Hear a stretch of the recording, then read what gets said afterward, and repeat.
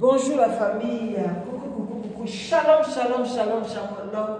Bonjour la famille, bonjour à tout le monde, shalom, bonjour, bonsoir. Ça dépend à laquelle vous allez suivre la danoise. Bamote ebele bisika bisubino boboto bondeko na bandeko na biso église ya catholique. Les vendredi tobo sanakate salam alaikum na bandeko na biso ba musulman bazalaka bandeko na biso. Vraiment toute tendance confondue, vous êtes bienvenue dans sous les baobas et pas ya maman la danoise, maman leki na bino bandeko na maman leki internationale. Voilà bandeko na toyena lelo toya ko solo moke moi analyse moke et cause la audio aussi oyoka yango mais oyoka pe analyse et ça va toujours très bien. Voilà bandeko nanga na koyi koleka bongo te sana pesa matondo na bakimbangiste et puis oya bisope bandeko na biso ya témoin de Jéhovah bino nyonso boza toute tendance confondue boza bienvenue. Bandeko nanga like mission partager like minu ça la bien de koko ko ça 150 like et ça la bien pour nous soutenir chaîne et puis pour la chaîne et que les liboso. Ce qu'on organise ba notification de fina cloche de notification que ndeko activer ya moni susu et que ça la bien finango zongi ça donc activer cloche de notification wana et ça va bien pour soutenir YouTube et que ça la kitoko makasi. Voilà bandeko nangai les kamnaeli bino lelo ezali qui songi ya pasteur Marcelo.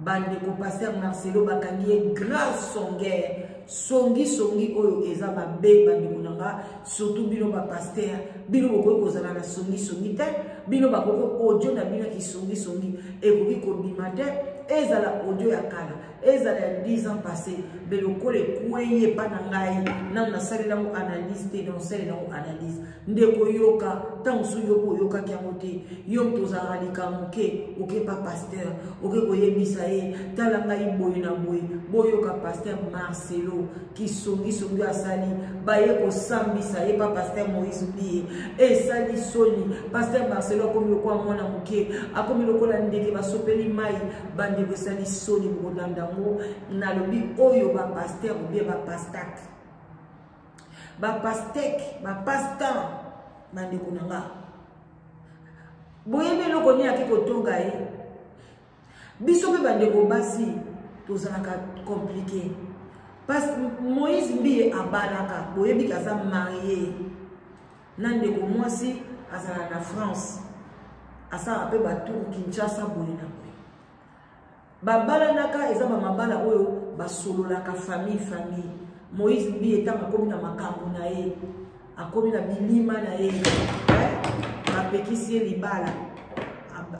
Asuka kaka na coutumier.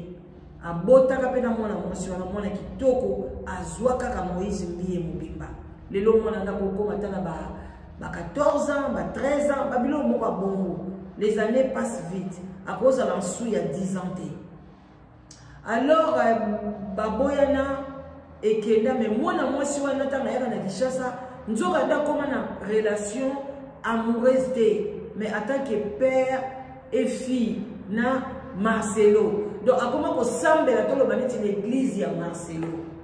Ce qu'on accueille kuna, il y a zo solana Marcelo ba komi ko tonga Moïse Bié na ye. Bande kunanga audio wana bimi. Ce qu'on nani abimi si audio wana. Parce que Moïse Bié alobi ke vraiment yé ozo comprendre. Asolaka bien na mwana mwasi wana pa na bazana mwana et puis akipaka mwana na ye très bien. Bande ko sans tarder boyoka audio bo like bo partager le vendredi bino mo boyebi ezala mokolo bien ya sengo vraiment to mona awa nako na tshela bino pe mo ba photo mo muke ndenge ba photo mo ba tshaki pe awa ndenge Moïse Bié balaka na période wana et tout en tout cas soni bande ko mibali linga makanga yo songi ata mwana mwasi mais mibali bakomi ba songi koleka bana basi eza ndenge ezopesa compliqué toujours comprendre mote et puis en plus déjà oza papa oyo d'abord papa na yo moko Marcelo na kati ya ndako personnel na moi sino kenda ko kata biteni kuna akufa ozali papa ya batunyos mais ozo tonga moninga na yo pasteur bandeko like partager bomona ke songi eza partout bino boyaka bino ba ultimesi ba songi nzoka nde biso kutu toyaka tolobeli bino toye kosala songi liboso na bino bozo yoka mais bango basala songi ya makasi koleka biso na kati ya bandako na bango. Moïse Mbiye batikaki ete ntango likambo wana ekwei Moïse Mbiye siko abengi ye akomisi ye lokola mwana moke. Marcelo akomi lokola mwana moke. Mais nayebi ke Marcelo na Moïse pasteur Marcelo aza mokolo mais tellement so bakangi na songi bandeko ekomisa epesaka soni elongolaka kimokolo meme ngabo ekozongisa lokola mwana 5 ans na kotia kutu mutu na sebe na komoyoka na soni bandeko bolaike na ozalanga bolayi mingi te bolaike toyoka tolandala bokebi nyonso bandeko na ngai boyoka babengi bolayi. Allô, pasteur. Bonjour, pasteur. Bonjour. Vous allez bien, pasteur? Oui. Ah, ok. Je vous appelle, excusez-moi pour le dérangement matinal, c'est vraiment pas mes habitudes. Voilà, je vous appelle parce que je me suis dit, ce n'était pas important que je puisse appeler une autre personne. J'ai voulu vous parler directement parce que j'ai parlé avec Madame Meje Profi, que vous connaissez. Meje? Oui, Profi. Profi, oui. Oui, elle m'a dit qu'il y a eu une rencontre chez vous à la maison. Et vous avez même parlé. Elle m'a donné un peu une idée sur votre rencontre parce que j'avais beaucoup insisté. Mais elle m'a dit deux choses et je voulais vérifier auprès de vous. Elle m'a dit que le pasteur Marcelo m'a dit que toi, Moïse, tu couches avec des prostituées et qu'il aurait de sauces sûres. Elle m'a aussi dit que, bon, tu savais que tu allais recevoir des gens, voilà pourquoi tu as arrangé l'église. Oh non, ça c'est ma qui avait dit. Ah, ok. Moi, il mélange des choses comme ça, Rofi.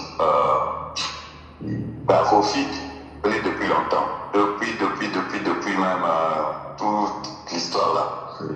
La première fois que je me voir, j'ai dit, Dieu, il ne faut pas que tu puisses dire tout à la place publique. Quand elle m'avait dit qu'elle avait un enfant avec toi, elle m'avait même envoyé la photo. Et puis c'est comme, elle n'a jamais rien dit, tout. Elle est venue me voir, je lui ai dit, vraiment, moi je sens que c'est toi qui es la femme de Moïse. Si vraiment j'avais un conseil donné à Moïse, je lui dirais de t'épouser. Elle dit, il m'aime, mais il m'aime et il sort avec l'autre fille aussi. Alors moi je suis fatigué d'être là alors qu'il ne s'engage pas vraiment avec moi. Alors que c'est vrai, il m'a doté. Il ne va pas plus loin. Et moi je lui ai dit que c'est lui l'homme de ta vie. Mais s'il te rate, vraiment, il risque de faire un mauvais choix parce qu'en réalité, et la manière dont vous êtes proche, ça m'a dit aussi d'autres trucs. Mais et quand maintenant elle mélange et tout, elle ne veut pas de toi qu'elle te dise directement que comment elle mélange des choses comme ça. Bon, pasteur, Madame Rofi ne vit pas avec moi. Ça fera 10 ans que j'ai doté cette fille. Et il y a quelqu'un qui a voulu. Oui, je disais, ça fera 10 ans que j'ai doté cette fille. Et ça fera 10 ans aussi qu'on est séparés.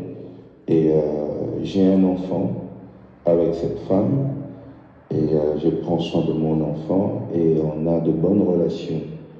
Mais elle m'a appelé pour ça, pour me dire allô, pasteur. Je crois qu'il faut qu'on s'appelle, non? Il y a quelqu'un qui coupe là. Je peux qui vous appeler normalement là, qui coupe. Je vous appelle. Boyo. C'est mieux, non? Qui sont mon pasteur. Boyo. Boyo qui est. Moïse a zobaka na malembe. Et vous continuez dans. Moïse a zobaka malembe. Moi, c'est un alors, il y a des conversation Oui, pasteur. Donc, en bref, vous dites que tout ce que j'entends là, Moïse couche avec des femmes, Moïse a préparé l'église, tout ça. Elle-même, elle m'a dit. Ok. Oh. Et même d'autres choses et tout. C'est pour comment, vraiment. Elle m'a dit tout ça là. Ok, pasteur. Moi, je voulais vérifier parce que moi, dans mes habitudes, quand il y a un souci, je ne passe pas Dieu de la chair pour parler, je ne vois pas les amis. Moi, j'appelle directement pour savoir s'il y avait un problème. En tout cas, s'il y avait un souci, j'aurais bien voulu que vous puissiez me le dire comme ça. Ça m'aurait rassuré, mais comme c'est faux, je sais comment je vais. Moi, je lui ai dit vraiment, s'il y a quelque chose à dire, j'ai dit non. Moi, je trouve que tu étais vraiment, même là, j'ai dit non, si je pourrais compter à Moïse d'écouter une femme, c'est toi. Mais elle a dit que non, quand je reviens ici, que tout allait bien avec vous, depuis que papa est mort, vous êtes séparés, alors elle est fatiguée que tu la prennes, que tu la jettes, que tu la prennes, que tu la jettes, maintenant elle veut se réengager. J'ai dit, après maintenant on me demandait si elle pouvait se réengager. J'ai dit, oh, si Moïse ne veut pas de toi, j'ai dit de te réengager. Maintenant elle m'a parlé de la dot qu'on devait rendre et tout. Et de ça qu'elle était venue qu'on parle. Et puis elle m'a parlé d'autres choses pour conforter ta position. Quand je l'ai encouragée à t'épouser, maintenant elle aussi m'a parlé d'autres choses qu'elle sait de toi pour conforter la position. Pour que je ne lui plus de revenir avec toi. Ok, pasteur. Bon, moi, ce que je pourrais dire, pasteur, vous savez, vous avez votre église à côté, j'ai mon église à côté.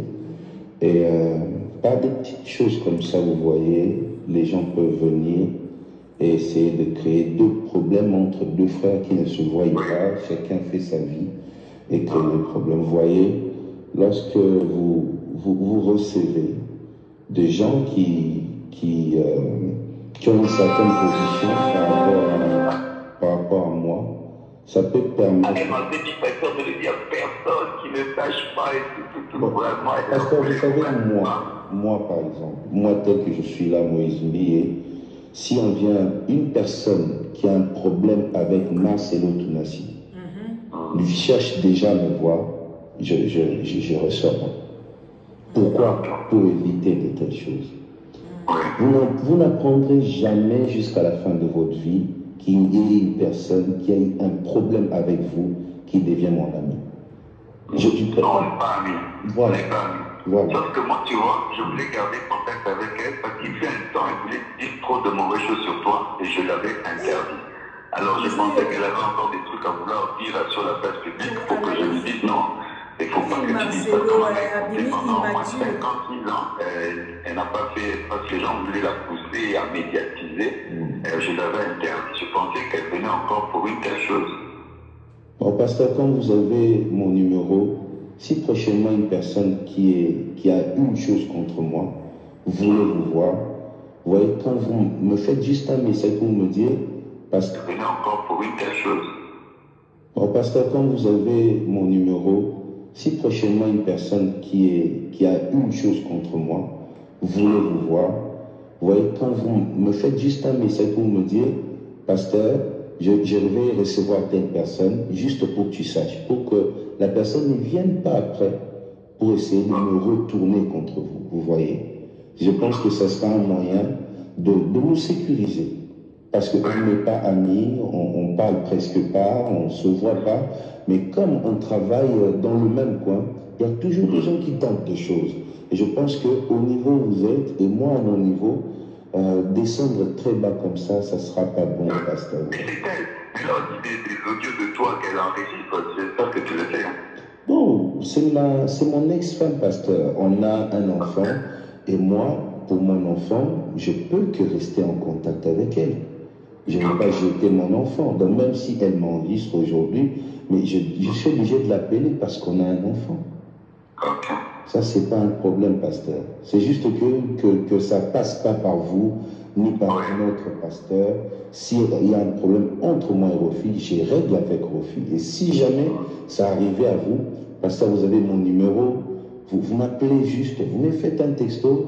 Ah, Moses, fais attention, il y a ça, ça, ça. On se sécurise. Je pense que je ne suis pas un démon pour qu'on me livre aux enfers, pasteur. Non. Voilà, donc c'est un peu ça. Vraiment, sorry, hein. Tu vois, moi, je voulais un peu respecter le secret du monde qui était conflit, parce que je ne voulais pas tout. Ah, sorry, vraiment. Merci beaucoup, pasteur. Excusez-moi. Parce que moi, je voulais même t'appeler. Je lui avais dit, ok, moi, je vais appeler Moïse pour lui dire que moi, je te trouve bien, que tu es la femme qui lui convient. Pourquoi il ne finit pas jusqu'au bout? C'est vraiment, je lui ai dit, non, ne lui dis pas qu'il sache pas que je suis venu ici. Ah, je dis, ben, mon indignant te fait volonté. Oui, qui sont mis sur le pasteur Marcelo. Comme le pays, moi, qui est de ma carte, vraiment, hein. Ouais. Sony. Merci beaucoup, pasteur. Excusez encore. Merci vraiment, courage, hein. Merci beaucoup. Ah, sorry, vraiment, sorry. Merci, pasteur.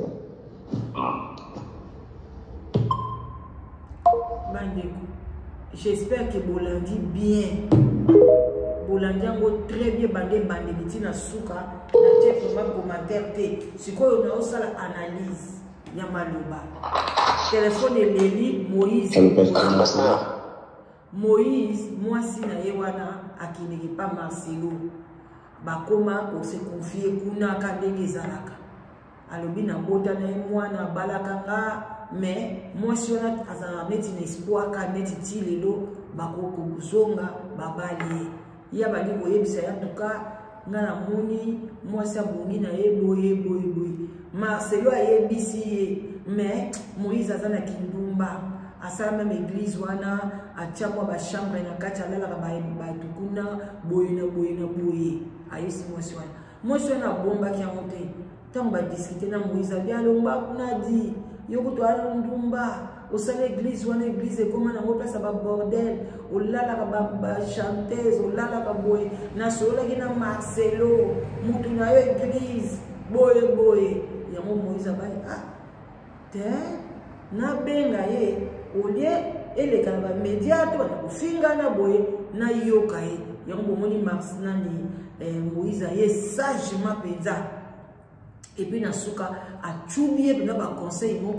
O soit ka Marcelo comme izoba Marcelo comme ko bimisa ba secret o te zangate ye mo kutu mutayaki tozo solo la ngana oyebisa ete moi si abongi na yo eza boye soka raté yo mais yo Marcelo au moins si na kufi zo no mona moi si amoti zo na yo ye po ngana yebi président mo wa kufaka Mandela zo moi si président wana boza ba camarade na Moïse Mbi était Moïse Mbi ali boza no ba camarade te zwa na yo mwana mwasi yango soko ligiye zwaye tant so peso beta no pe magoda to ye ba deni bandi ko ba pasteur fofu ba ngo miso to yo kalisoso Bolanda. Bonjour pasteur. Bonjour. Vous allez bien pasteur? Oui. Ah ok. Je vous appelle, excusez-moi pour le dérangement matinal, c'est vraiment pas mes habitudes. Je vous appelle parce que je me suis dit ce n'était pas important que je puisse appeler une autre personne. J'ai voulu vous parler directement parce que j'ai parlé avec Madame Meje Rofi, que vous connaissez. Rofi. Oui, Rofi. Meje Rofi. Rofi, oui. Oui, elle m'a dit qu'il y a eu une rencontre chez vous à la maison. Et vous avez nous en parlé. Elle m'a donné un peu une idée sur votre rencontre parce que j'avais beaucoup insisté. Mais elle m'a dit deux choses et je voulais vérifier auprès de vous. Elle m'a dit que le pasteur Marcelo m'a dit que toi, Moïse, tu couches avec des prostituées et qu'il aurait de sources sûres. Elle m'a aussi dit que, bon, tu savais que tu allais recevoir des gens, voilà pourquoi tu as arrangé l'église. Oh non, ça c'est ma qui avait dit. Ah, ok. Moi, elle mélange des choses comme ça, Rofi. Rofi, je connais depuis longtemps. Depuis même toute l'histoire là. La première fois que je peux voir, j'ai dit, Dieu, il ne faut pas que tu puisses dire tout à la place publique. Quand elle m'avait dit qu'elle avait un enfant avec toi, elle m'avait même envoyé la photo. Et puis c'est comme... Ah, jamais dit tout. Dans les vidéos, je lui ai dit, vraiment, na audio oyo ozoka voir Marcelo na mona makasi bon Moïse mbi epali na koloba neti na mwasi na yebite siko nani enregistré qui entre bango mibale pona a balancer na ba réseaux sociaux ezala balancer il y a 10 ans ezala balancer il y a 2 jours ezala balancer il y a combien de jours mais pourquoi qui a donc ba pasteur bazo solo la mais ba oya zo enregistrer moninga oyo bazo enregistrer moninga ni yo moni ayebisi ya bombeli te alobi rofi mais j'ai moi si na ex moi si na ye ayebisi na ke yo lobinga na mala ba prostituer le monde va bali ko wangala ezanga te ye moko mutu ayaki na masolo na ye wana awa na kati ya conversation to yebana ne banda kala donc akendeli tina ndako ya Marcelo bandi o mo sala Marcelo ali akai Moïse mbiye ko lota ko tusu ndoto ababa te o tshai pembe na yo to. Je sens que c'est toi qui es la femme de Moïse. Si vraiment j'avais un conseil de Moïse, je lui dirais de t'épouser. La femme. Il m'aime, mais il sort avec d'autres filles aussi. Alors moi, je suis fatigué d'être là, alors qu'il ne s'engage pas vraiment avec moi. Alors que c'est vrai, il m'a doté. Il ne va pas plus loin. Et moi, je lui ai dit que c'est lui l'homme de ta vie. Mais s'il te rate, vraiment, il risque de faire un mauvais choix parce qu'en réalité, et la manière dont vous êtes proches, ça m'a dit aussi d'autres trucs. Mais et quand maintenant elle mélange et tout, elle ne veut pas de toi qu'elle te dise directement que comment elle mélange des choses comme ça. Bon, pasteur, madame Rofi ça fait 10 ans que j'ai doté cette fille. Et il y a quelqu'un qui a voulu. Oui, je disais, ça fera 10 ans que j'ai laissé cette fille. Et ça fera 10 ans aussi qu'on est séparés. 10 ans, mais séparés. Donc, là, on s'est séparés. Et je prends soin de mon enfant et on a de bonnes relations. Mais elle m'a appelé pour ça, pour me dire... ça fait 10 ans. Allô, pasteur. Je crois qu'il faut qu'on s'appelle, non? Il y a quelqu'un qui coupe là. Je peux vous appeler normalement là. Je vous appelle. C'est mon bandé. Ouais.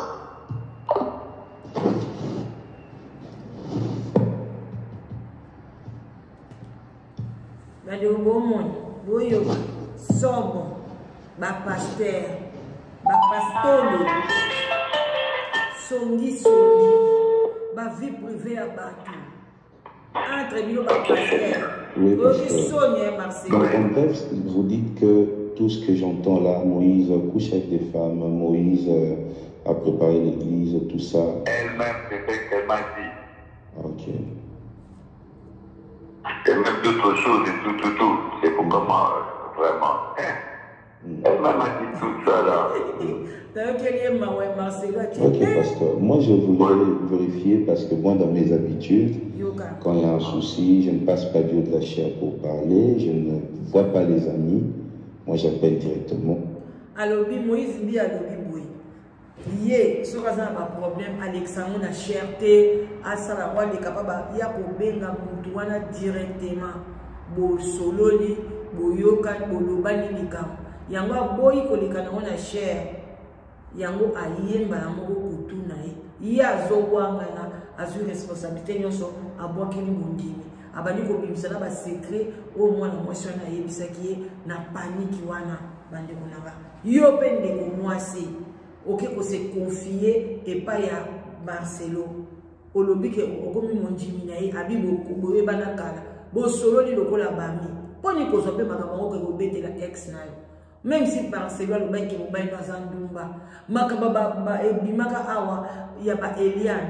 Est-ce que yo yebi on ke Marcelo mo bayi na zakandumba? Yo kanti mo bayi na zankoba. Alobi peka atango il y a 10 ans. Adota yo il y a 10 ans pe boboyana na dot na libale kufi cherche ta vie luka mobali musoza mwana potwa kala oluke ndeke basongi ko ke papa Marcelo patron yo yebike Marcelo linga mobali na ngawana ke Marcelo linga papa bana na ngate oki osala kuna kwani poni biso bato mwindu tozala toujours kaka place to ofanda kimia te kafutu luka ba conflit mutu benda alingi yo te mobali ya boyo oyebi ke mobali wana pasteur wana na mobali na esimbaka te fo yoka kokota kuna kono okotaka mobulu mais oza mwana poto ne soki pe na France mais ozosala makambo lokola mutu moko abotami na kati ya bulungu biso basi pe topanzaka bato tala ndenge camarade no Marcelo abandi otoka mwana moboye Moïse Mbiya ya moke abandi konyonga ye toleka. Pour savoir s'il y avait un problème, en tout cas s'il y avait un souci, j'aurais bien voulu que vous puissiez me le dire comme ça m'aurait rassuré, mais comme c'est faux, je sais comment je vais. Moi je lui ai dit vraiment, s'il y a quelque chose à dire, j'ai dit non, moi je trouve que tu étais vraiment... J'ai dit non, je pourrais compter à Moïse d'écouter le France, c'est toi.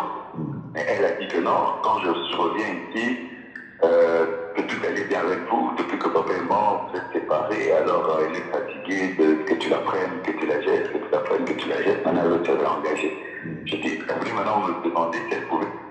Alobi boye, Marcelo zo babone msuso ezoke boyo kama biende. Abike mwana mwasha na lobi aza fatigué. Bozalaki bien avant papa Moïse Mbiya kufa. Depuis que papa kufi akipake lisute boye na boye. Donc Moïse Mbiya lobi ke depuis fiançailles bakabwana. Donc bakoma iskoko bima na banka na ndenga ba nzonzi, ba ndenga ba cop moko boye, tamsu mwa ayeka kala kisa Moïse mwana, Moïse abetie maboda. Mama kasifelo zono zemi no mususu liso boda. Il fallait que nous soyons mususu na sima mwana ana. Siko to demander makambo siko tala makambo ko sola kina pasteur abani ko yebisa Moïse. Depuis que papa na ya kufa, akoma ko bwa kisanga, akoma ko bima na bandumba. Alobi mwana mwasi na mutaloba ibongo eza yete.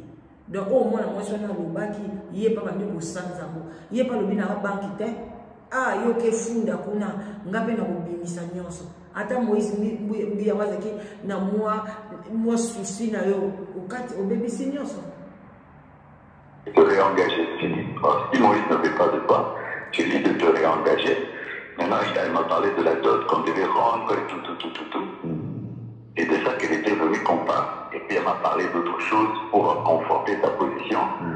Quand je l'ai encouragé à qu'il et puis à l'objet que non, eza kutu bazobongisa bandeko ti lelo bazobongisa ndenge nini bazongisa na Moïse Mbiya dot na ye alobi ayebisinga pe ke non et tozosala tuke fo dot na ye wana ezonga bandeko baluba dot ezongaka puis basalaka système a bien mo pesa bien dot ezongi yo pe na mobali yango singa ekatani olende biso tozalaka soki bana bazongisaka dot te mais ntango batikaka dot wana bana pe totala yote mobali mabeka na sima dot wana azolobela mo maloba moi epozo okanga libala ezate. Maintenant elle aussi m'a parlé d'autres choses qu'elle fait de toi pour conforter la position. Pour que je me dise plus de revenir avec toi. Hein?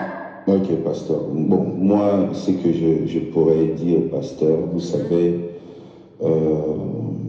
vous avez votre église à côté, j'ai mon église à côté. Et pas de petites choses comme ça, vous voyez, les gens peuvent venir et essayer de créer d'autres problèmes entre deux frères qui ne se voient pas, chacun fait sa vie et que le problème, vous voyez. Moïse a dit, aux ânes avec l'église côte à côte. Ils ont l'église côte à côte. Mais biso na yo toza deux frères. To bimisa bulu yekite pona to mona na kana biso pete. Donc ba mona na kate ba loba na kate. Siko nzambe ni basambelaka. Tango ba loba ka nzamba zaka moko. Mais tala ba doctrine ndenge bini. Tala ba sali na nzambe bango moko kutu ba église eza na balabala wana. Ba kwa pe ko loba ke dimanche oyo et pas dans l'église exacte biso que ce que na pas Moïse Mbiya par le dimanche to sangani ou bien dimanche o ba pasteur na biso ba soir ba sali boy oya Moïse atei kuna oya boy mais bango non pour dire que parce que Satan a sapé na diversité il y a ba secte tellement so ba secte moko te mobulu ka ezalaka bando bakoza pe secte moko mais bon nyanga ba la sabino ke na libanda to yoka na te mais les ba okota ba secte bandi ko beta na moto na ndenge nini bandi ko to ba place to ke cha makolo yo bongo na Kongo zo bonga na mote Bon, la famille ne pas divisé. Tous na passé. Donc, parce que bateau, ba yesu ko sala biso susu, comme si tout le monde la colonisation, ou taba mindele zaki na mo bien, pour na ngai tango susu. Mais colonisation, oyo, et l'équipe passe pour na oyo, pour nos bima nango, faut zala donc spiritualité makasi. Sinon, te obima ndene. Oyo ba mindele zaki ensemble, papa, indépendance. Mais oyo, ba pasteur, ba memeli biso oyo. Kongo ko bima mo mokoni bande ko na ngai. Et ça passe, tout le cas. Moïse a oublié conseil. Vous recevez des gens qui ont une certaine position par rapport à moi, ça peut permettre... Parce que vous savez, moi par exemple, moi tel que je suis là, Moïse Mbié, si on vient une personne qui a un problème avec Marcelo Tounassi, lui cherche déjà à me voir, je ressors. Pourquoi? Pour éviter de telles choses. Vous n'apprendrez jamais jusqu'à la fin de votre vie qu'il y ait une personne qui a eu un problème avec vous qui devient mon ami. Voilà. On n'est pas amis. Voilà. Voilà. Sauf que moi, tu vois, je voulais garder contact avec elle parce qu'il fait un temps qu'il dit trop de mauvaises choses sur toi et je l'avais. Moïse a dit message. Bande ko ezala bongo. Ngana par exemple na mutu moko toyokana na biso te. Bien tokipa na raté. Azana camarade nemo bazaki ne bazwani ba problème. Bien moi c'est na bien ex mobile na ye. Aya sukoto s'associer na ngai. Na osala moté. Ba makambo na mona même na ba youtubers eza bongo. Au moins na youtubers oyo ba finga ye na oyo. Youtuber oyo tiktoker oyo afinga boye. Mais le quoi yo ozu problème na mutu wana. Bato nyoso bazali pe na problème na mutu wana ba ye soutenir yo malgré onda oyo kana te bokomo yo kana. Et comme même ata moninga na bilo mutakala na ye bimi. Mutakala na ye bimi bozo ko soutenir mutakala wana. Bozo ko kunisa yango parce que kanini bozo sabo nuire parti wana mususu be lobi na bino boyebite. Nzoka ne mutu yango pe afinga yo makasi. Bande osoki mutu ya fingi surtout mwana mobali asambwisi yo ata bozongani le na fourchette mulayi. Oko pesa ye confiance te. Yango nazomona ngo mikolo na ba TikTok na makambo ezoleka ya même ya era. Bato nyonso baza pour era. Bandeko nana ko betela era maboko te. Ata balobi aza victime yende mutakala ne babimisi. Mais mutakala na ebimi ndeni. Est-ce que mutakala est bimi parce que bazaki moi c'est na mobali na mwana wana entre parenthèses que mutakala est bimi era yemo kazo filmer mutakala na yazo tinda. Déjà ça bien té aux influenceurs aux hommes du monde peut ça conseil era pas ça un moko so mutu ne sinda pierre ba conseil kitoko et ya mboka ya politique ya religion ya social. Azala kapina mwana moko mwa mayele bandi ko nanga ya mwana lo barabani bele ba bazana kindoki. Era koza na ndokite parce que mutu a changé ba face le kola caméléon les lois comme normal le mutu na bimi le kola PD le mutu na bimi noko tozo ebate era ozala ndenge ni ozala ka wapi face na ye banate politicien tiktoker nani donc mais mutu bon bozo soutenir même unité na ye bozo beza kitoko eza musuni eza rouge eza bonbon mais c'est quoi communauté. Na boto bazo benga ke biso to vandisa ka analyse bo bibi ba mama bazoba ba mama ba kizengi ba analyse di tufi okoko vandisa analyse mais tu n'es pas sage. Ça c'est marque de maturité. Tu n'es pas mûr. Oko loba na vandisa mais oza mûr te ozo kolate. Comment tu peux comme toi mutakala tinde pas moi si déjà du fait de filmer mutakala na otinda pas mutu c'est pas tu n'es pas normal dans la tête et puis tu as la race sociale na yo le baba mo va filmer na kidiba boza moi sina mobali ça on peut dire boza victime mais oyo yo moko tindi non na kangi parenthèse bande ko to ko chité bola ike to ko mi la souka interdit. Alors je pensais qu'elle avait encore des trucs à vouloir dire sur la place publique pour que je lui dise non, il ne faut pas que tu dises ça. Comme elle m'a écouté pendant au moins 56 ans, elle n'a pas fait, parce que les gens voulaient la pousser à médiatiser, je l'avais interdit. Je pensais qu'elle venait encore pour une telle chose.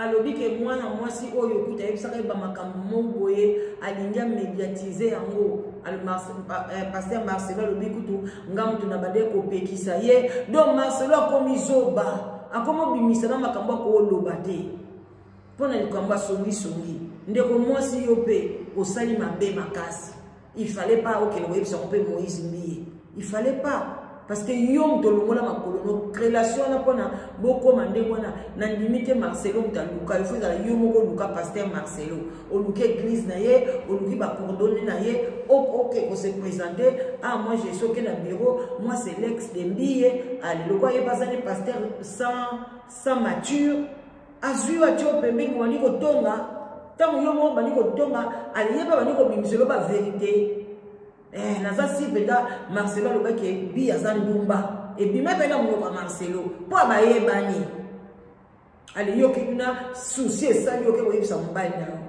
yo ka tsako ganini njoko kesu ko baby sa Marcelo comme ko sasa yo nde ko sasa confiance so zaki na monda mbiye ibwaka bi ozotala te ngana mbiye ezali relation ya liwa ti liwa na biso parce que moi na place azalaka bandi wezaka pasi pour kokata relation mana ata lelo boyi lobia même na libala mwana olukaka tata na ye oluka mama na ye voilà yangwana PR moko dote ezala nécessaire kwa so pe dote ezala ite so singana pe katani mwana bali pa kena ye sans suite pe boye bani lo monde. Bon, pasteur, quand vous avez mon numéro, si prochainement une personne qui a une chose contre moi, voilà, voulez vous voir, vous voyez, quand vous me faites juste un message pour me dire, parce que encore pour une telle chose. Bon, pasteur, quand vous avez mon numéro, si prochainement une personne qui a une chose contre moi, voulez vous voir, vous voyez, quand vous me faites juste un message pour me dire, pasteur, je vais recevoir telle personne, juste pour que tu saches, pour que la personne ne vienne pas après pour essayer de me retourner contre vous, vous voyez. Je pense que ce sera un moyen de nous sécuriser. Parce qu'on n'est pas amis, on ne parle presque pas, on ne se voit pas. Mais comme on travaille dans le même coin, il y a toujours des gens qui tentent des choses. Et je pense qu'au niveau où vous êtes, et moi à mon niveau, descendre très bas comme ça ne sera pas bon, pasteur. C'est elle a des audios de toi qu'elle enregistre, c'est ça que tu le sais. Bon.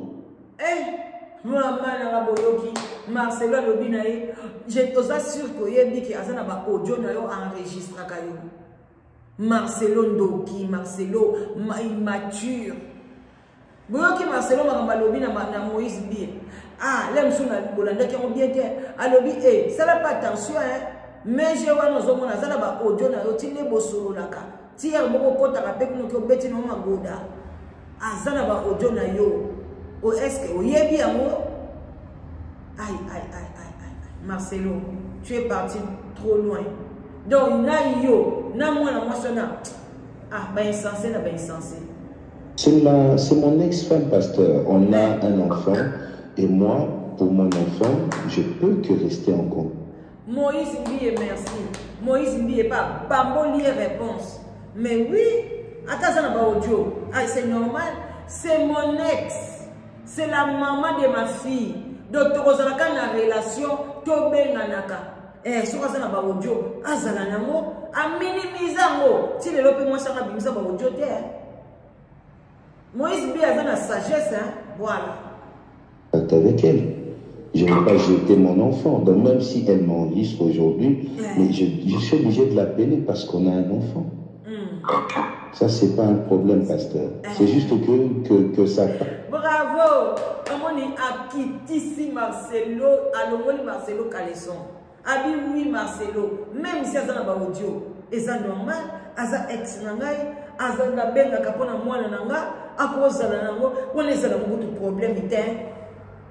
Moment ndenga kitisi moment ndenga kitisi comme ça un homme. Parce que nous avons tout dit, Moïse Mbiye n'a pas répondre.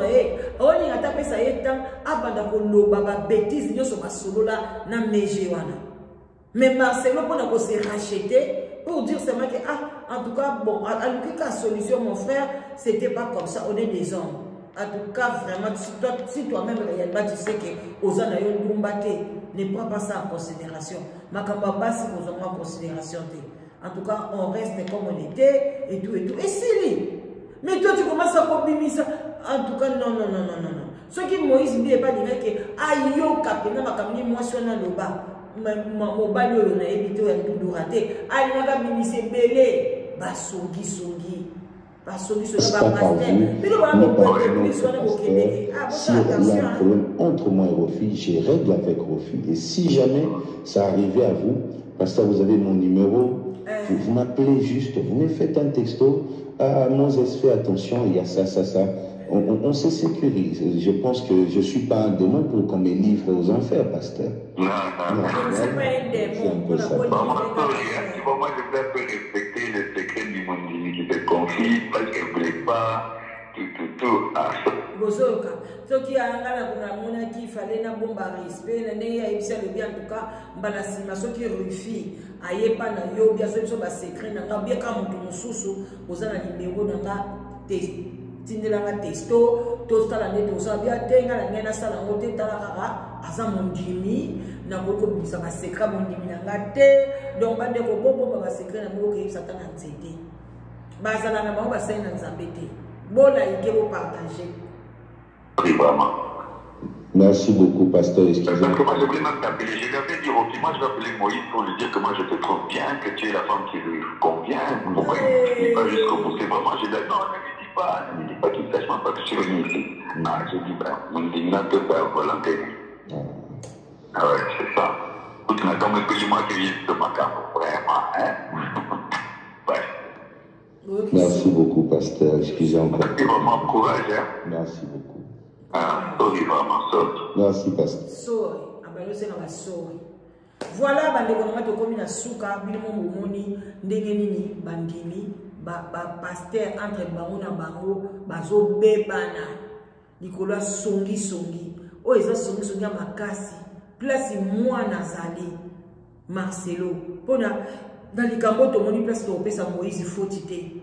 Mais Moïse passe à la faute. OK ko bala 10 ans il y a mariage, 10 ans il y a divorce.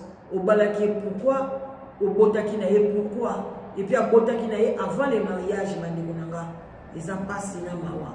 Moi na la commune de na yebsaki bino à cause de jamais moins de 10 ans. Alors ndango Marcelo mondimi ayende wana. Ay azape ex ko se confier na ye le côté.